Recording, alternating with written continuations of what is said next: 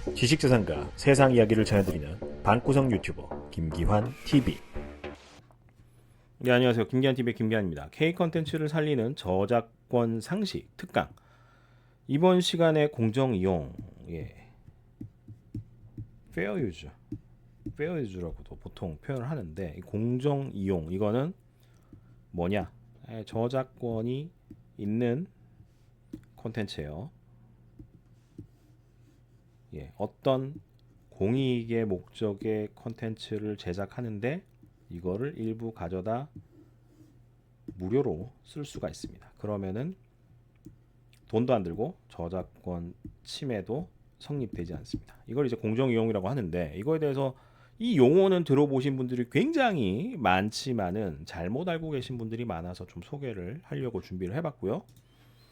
딱 개념부터 다시 짚어드리면은, 저작권은 무제한 보호되는 것이 아니라 공익을 위하여 또는 저작물의 특성상 일정한 제한을 받게 됨. 일단 공익이라는 표현이 나왔습니다. 공익. 저작권법에서는 저작권을 제한하여 공표된 저작물을 저작권자의 허락 없이 복제하거나 사용해도 저작권 침해가 되지 않는 정당한 이용이 되는 기준과 범위를 규정하고 있다. 이게 공정 이용이고요. 공정 이용에 대한 범위이고요. 이게 이제 만인을 위해서 그 나라 국가 발전, 국가 교육이라든지 이런 데 이바지를 한다라고 하면은 공익을 위한 거다라고 본다라고 보시면 되고, 공정 이용의 기준과 범위는 나라에 따라서 또는 저작물의 종류, 성격에 나라에 따라서 차이가 있다. 차이가 있다. 하지만 일반적으로는 재판, 입법 행정을 위한 연구, 교육, 학술 연구. 그러니까 제가 지금 뭐 이제 교육용 컨텐츠 만드는 거, 그다음에 논문 같은 거 쓰는 거, 연구하는 거, 그다음에 이제 소송이라든지 재판, 이 소송 같은데 좀 활용하는 거, 이런 거는 저작권자의 이익을 부당하게 침해하지 않는 범위 내에서 저작물을 복제 사용하거나 시사 보도나 방송, 논평 등의 목적으로 인용하는 것 등을 공정 이용으로 규정하고 있다. 이 정도 범위. 그러니까 막 갖다 쓴다, 내가 이거 공익을 위한 거야 라고 하고는 막 갖다 쓸 수 있는 건 아니다. 범위가 어느 정도 정해져 있다. 재판, 입법, 행정, 그다음에 교육, 학술 연구. 그래서 뭐 공정 이용이 우리나라에서 제일 많이 활용되는 분야는 사실상 교육입니다. 교육, 어떤 교육? 유초등, 중고. 여기서 제일 많이 공정 이용이 사실 활용이 된다라고 보시면 돼요. 우리나라 이제 저작권법에서는 컴퓨터 프로그램 저작물에 관해 공정 이용의 범위를 다음과 같이 규정을 하고 있어요. 컴퓨터 프로그램, 소프트웨어, 재판을 위해 필요한 경우, 교육기관에서 수업 과정에 제공하는 경우. 그래서 이제 교육용 라이센스, 뭐 MS 오피스라든지 뭐 이런 것들, 마이크로소프트 관련 소프트웨어들 보면은 교육용 이 라이센스가 틀립니다. 훨씬 저렴하고요. 고등학교 및 그 이하 학교의 교육 목적을 위하여 교과서에 게재하는 경우, 학교의 입학 시험, 기타 비영리, 그러니까 비영리가 중요해요. 비영리라는 말은 돈벌이 수단이 아니다. 비영리적인 시험이나 기능 검정의 목적으로 사용하는 경우, 그러니까 뭐 MS 오피스 시험을 치러 간다. 그런 데서는 이제 라이센스 시험 치기 위한 목적이니까 무상으로 쓸 수 있다는 거죠. 임시로. 가정과 같은 한정된 장소에서 개인 목적으로 사용하는 경우, 이런 것 등은 공정 이용의 범위를 이제 포함된다. 그래서 뭐 저작권 침해가 성립되지 않는다. 그러니까 기업에서 MS 오피스를 불법 복제해서 쓰는 경우는 경고장을 받죠. 벌건 경고장을 변호사로부터. 근데 개인이 집에서 어쩌다 한 번씩 쓰는 이제 MS 오피스를 깔아놓은 거는 사실상 한정된 목적으로 돼 있죠. 요거는 침해가 잘 성립이 되지 않습니다. 거의 안 된다라고 보시면 돼요. 이제 핵심이 되는 교육, 교육 분야에서 이제 공정 이용에 대해서 좀 소개를 해드리면, 저작권법은 학교 교육을 목적으로 저작물을 활용할 때는 예외 규정을 폭넓게 두어 지켜야 할 것만 따르면 면책 사유로 보장해주고 있다. 그러니까 앞에도 얘기 드렸지만은 유초등, 중고, 우리나라 교육의 이제 핵심이자 가장 어떻게 보면 기반이 되는 중요한 교육이잖아요. 그래서 여기에 대해서는 특히나 폭넓게 두고 있다. 예외규정을. 교육이 우리나라의 미래이기 때문이죠. 공표된 저작물을 사용할 수 있고요. 공표된 저작물의 일부분을 복제, 배포, 공연, 전시, 공중, 송신, 이거는 이제 인터넷으로 퍼나르는 것을 쉽게 생각하시면 되고, 등의 방법으로도 이용을 할 수 있다.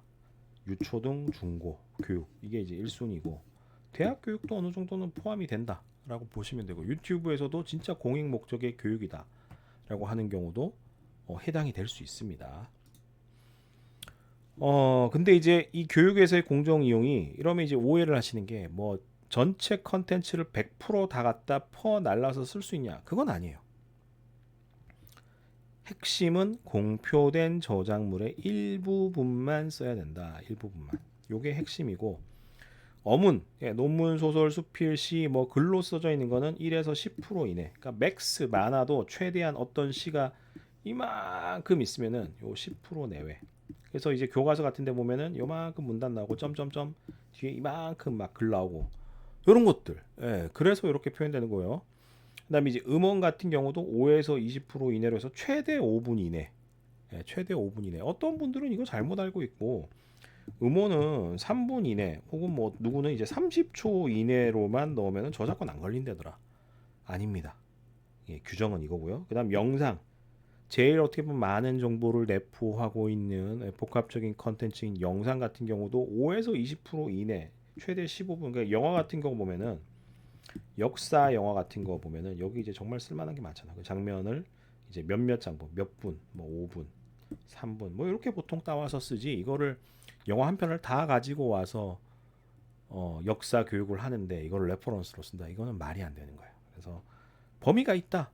무료다. 교육에 대해서는 공익 목적이기 때문에 공정 이용을 허락해주고 있고, 저작권 침해가 일어나지 않게끔 저작물을 가져다 쓸 수 있는데 100%다 그걸 가져다 쓸 수 있는 게 아니라, 어문, 글로 돼 있는 것들은 대부분 10% 이내, 음원 같은 경우는 5에서 20% 이내, 최대 5분 이내, 영상 같은 경우도 5에서 20% 이내, 최대 15분 이내로 가져다 쓸 수 있다. 요 정도 일단 이해를 하시면 되고요. 그 다음에 이용한 저작물의 출처는 반드시 밝히셔야 돼요. 이게 핵심입니다. 제가 그림 같은 거 다른 교육 자료에서도 보면은 여기 URL 꼭 남기잖아요. 이게 최소한의 예의예요. 저작권 세계에서는. 저작물을 이용할 때는 반드시 저작물의 명칭, 저작자, 수록 매체, 도서명, 홈페이지 등 출판처, 발행 일자 등 출처를 누구나 알 수 있도록 올바르게 표시해야 된다. 그러니까 인터넷에서 표시된 같은 경우는 이제 URL 이것만 있으면 정확하게 딸 수 있으니까 필요가 없는데, 다른 책이라든지 이런 거를 참고했다라고 하면은 명확하게 표기를 해야 된다라는 거고요. 특히 이제 저작자의 실명 또는 이명이 표시된 저작물인 경우에는 그대로 사용해야 된다. 원작자가 누군지를 명확하게 밝혀줘야 됩니다. 이게 공정 이용이에요. 그리고 이제 글꼴, 음원 이거 같은 경우는 이제 이용 조건 확인 후 허용 범위 안에서만 사용합니다. 이용 조건은 이제 CCL 이제 소개해드렸죠. 요거 참고하시면 되고요. 무료 글꼴 파일은 대부분 비영리 목적으로 사용. 그러니까 글꼴이 유료로 쓸 수 있는 글꼴은 굉장히 좀 그러니까 유료, 이 상업적인 목적으로 쓸 수 있는 글꼴은 좀 제약적이다라고 보시면 되고, 일부 글꼴 파일은 사용 대상을 개인으로 한정하기도 해요. 그리고 학교 활동 등에서 사용 제한을 하기도 합니다. 무료 글꼴로 반드시 이용 조건을 확인 후 허용 범위 내에서 사용해라. 이것도 CCL이 기본이야. 공정 이용과 CCL은 좀 어떻게 보면 좀 뗄래야 뗄 수 없다라고 보시면 될 것 같네요. 해서 요번에 공정 이용에 대한 개념 소개를 해드렸고요. 추후에도 계속해서 이 공정 이용은 중요하기 때문에 사례 중심으로 좀 계속 소개를 해 나가도록 하겠습니다. 지금 바로 김기한 TV 멤버십에 가입하여 발명가 지식재산 대중화에 함께하여 주십시오.